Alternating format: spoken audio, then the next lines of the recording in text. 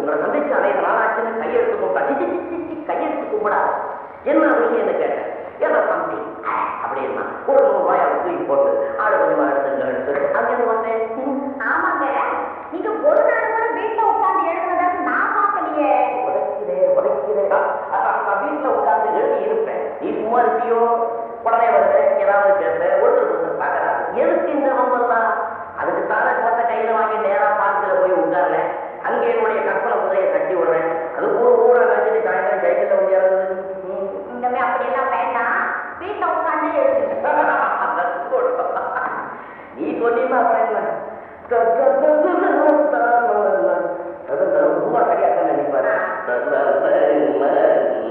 ஒரு காப்பி கிடைக்குமா? காப்பியா?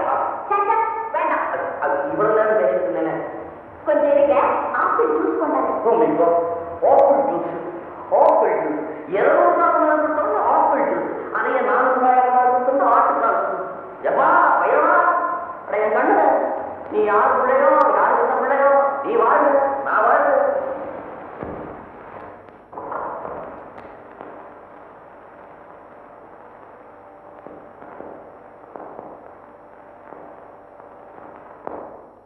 வணக்கம் வணக்கம்.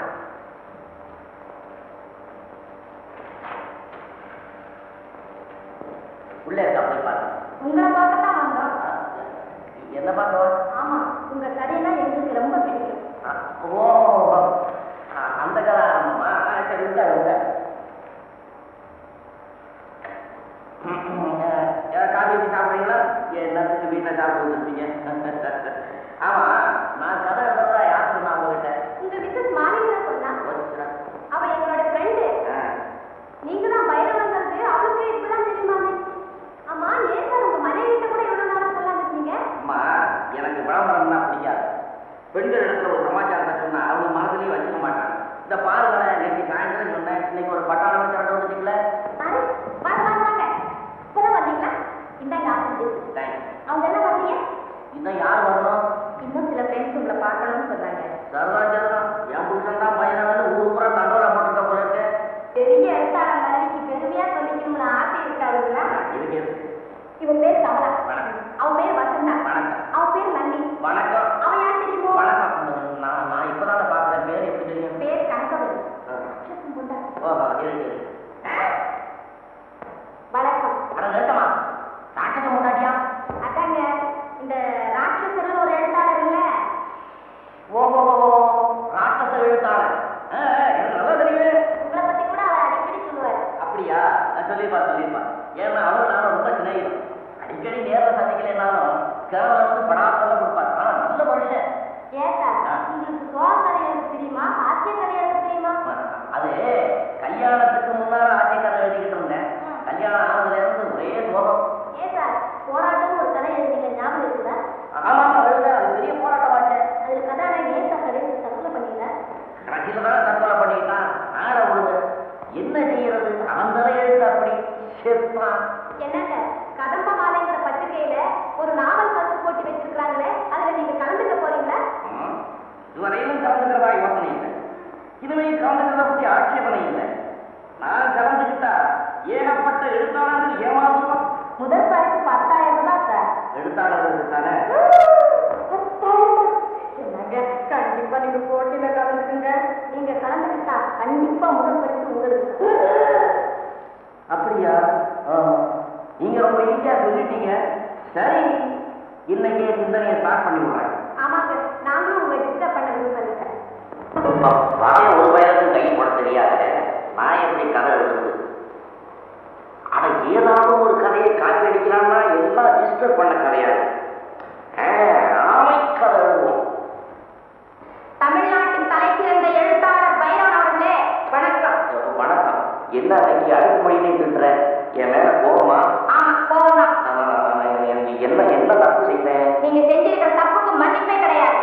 அங்க வந்துட்டியா? புரிஞ்சு போச்சு. எங்கிட்டயே மறைக்க பார்த்தீங்களே, நடக்குமா? என்னைக்காவது ஒரு நாள் உண்மை தெரியாம போயிடாத எழுத்தாளரே.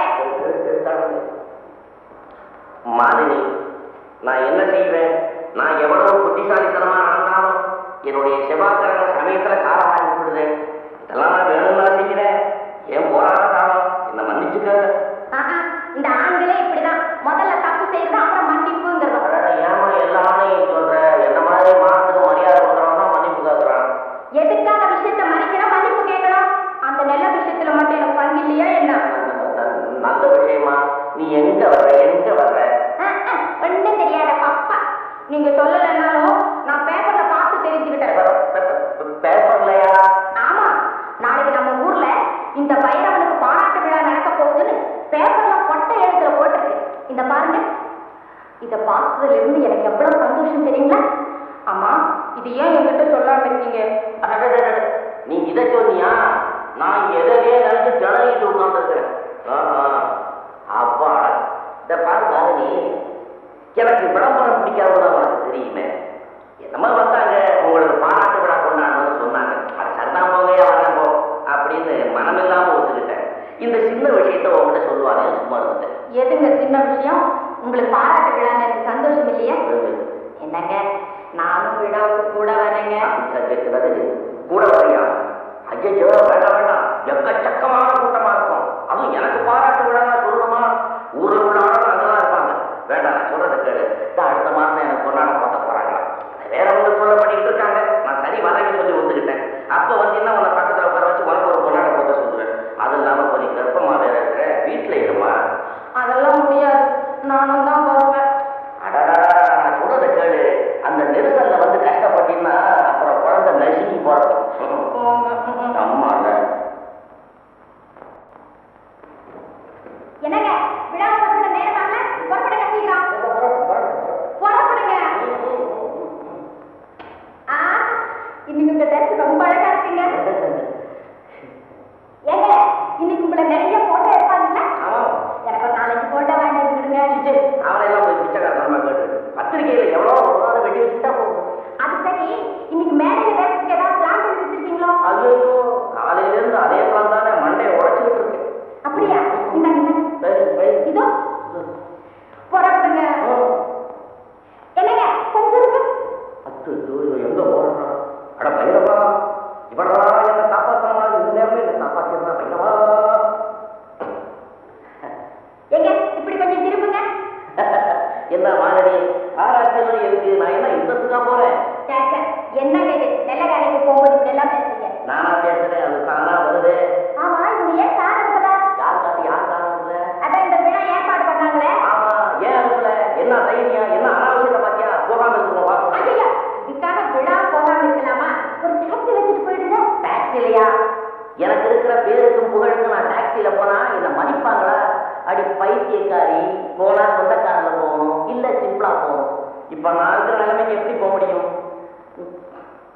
சிம்பிளா போறேன். சரி சரி, சீக்கிரமா புறப்படுங்க, நேரமாகும்.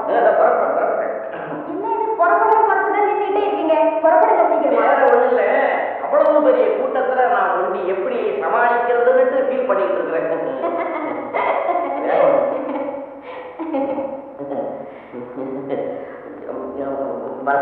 புறப்படுங்க.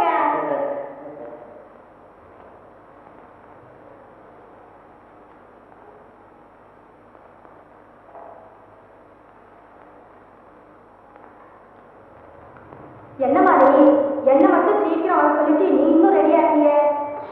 அவர் இப்பதான் போயிட்டு இருக்கிறாரு. சீக்கிரம் போலாம். தமிழ்நாட்டின் தலைசிறந்த சிறுகதை எழுத்தாளர் ஸ்ரீமான் பைரவன் அவர்களை இப்போது நான் உங்களுக்கு அறிமுகப்படுத்த போகிறேன். எங்கடி மாலினி, உன் வீட்டுக்காரர் மேலே இருக்கிறோம் போடி. அவர் திடீர்னு மேடைக்கு வந்து எல்லாரும் ஆச்சரியப்படும்படி செய்ய போற பாரு. இவர்தான் ஒப்பற்ற சிறுகதை எழுத்தாளர் ஸ்ரீமான் பைரவன் அவர்கள். நமது சங்கத்தின் சார்பாக இந்த மலர் மாலை சூட்டுகிறேன். மாலினி, அவர் வீட்டுக்கு வரட்டும் சொல்றேன்.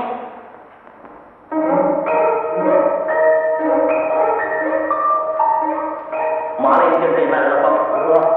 வருவா இந்த ஆறு கொண்டா சீக்கிரம்.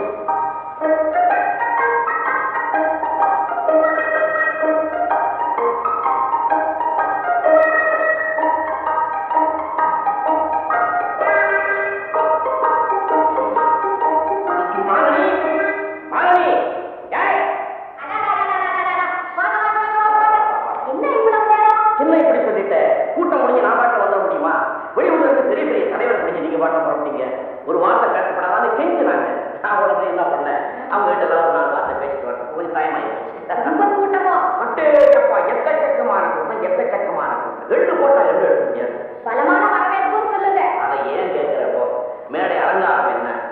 சாமான்கள் என்ன, அந்த செட்டப் என்ன, அவ்வளவு நல்லா இருந்தது.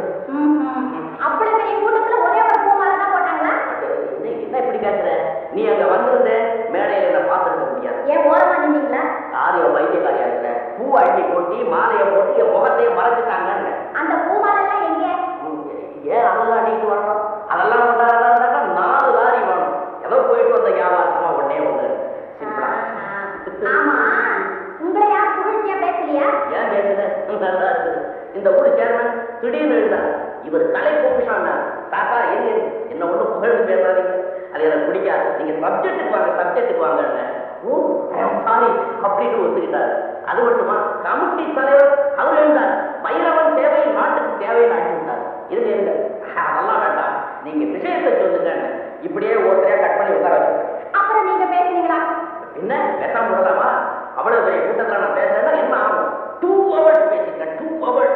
ஒரு இடத்துல பாரு, எழுத்தாளை நாட்டு முதுகு எலும்பு தட்டலாம் பாரு. உங்களையா? என்னையா தட்டுறான்? நான் தான் மேடையில இருந்தேன். கையை தட்டுறான் தட்டிக்கிட்டே இருக்கான். அமைதி அமைதின்னு அமைதி படிச்சு விட்டு அப்புறமே தான் பேச ஆரம்பிச்சேன். இருக்கும். உங்களை பார்த்தாலே தெரியுது, ரொம்ப களைச்சு போய் வந்திருக்கீங்க. ரொம்ப கிடக்கு. இப்ப இருக்கிற கிடப்புக்கு ஆயில் பாத்திரம் எடுத்து படுத்தேன்னா சுமார் 1 week ஆகும் என்ன மிரட்டுறது. ஆமா, பணம் முடி கொண்டு கொடுக்கலையா? ஏன் கொடுக்க மாட்டாங்களே, நான் டச் பண்ணுவேன்னா. வேண்டாம், இந்த பள்ளிக்கூடத்துக்கு ஆசிரமத்துக்கு இந்த பிரசவ ஆஸ்பத்திரிக்கு எல்லாம் கவனிச்சுன்னு சொல்லிட்டேன். சரி கர்ண. ஆமா, இந்த சென்னை